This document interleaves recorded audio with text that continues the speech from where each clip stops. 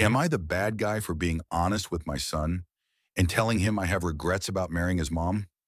This fall, my son is heading to college out of state. His girlfriend, however, is staying local. They've been wrestling with whether or not to stay together long distance, and recently he asked my wife and me for advice. For a while, I stayed out of it. I offered neutral thoughts, the usual focus on yourself kind of advice, but my wife was quick to encourage him to stay in the relationship. She used our story as proof that high school sweethearts can survive the distance. She's not wrong. We did make it. But that's not the whole story, and I felt he deserved to hear both sides. So I told him the truth, a truth I've never shared with our kids until now.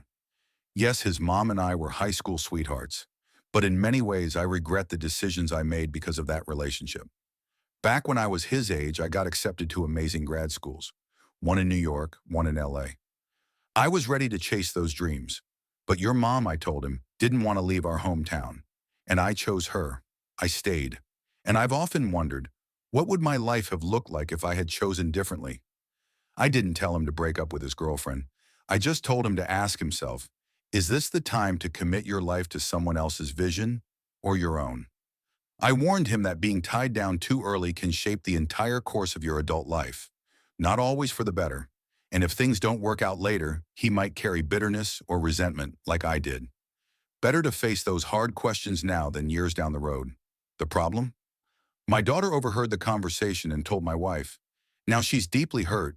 She feels I made our marriage sound like a mistake. Like I regret her. But that's not it at all. I love my family. I love what we've built. Still, I can't deny the parts of me that wonder what could have been. And I don't think I'm wrong for wanting our son to be fully informed before making a similar choice. His girlfriend, sweet as she is rooted here. She's like my wife, content staying local.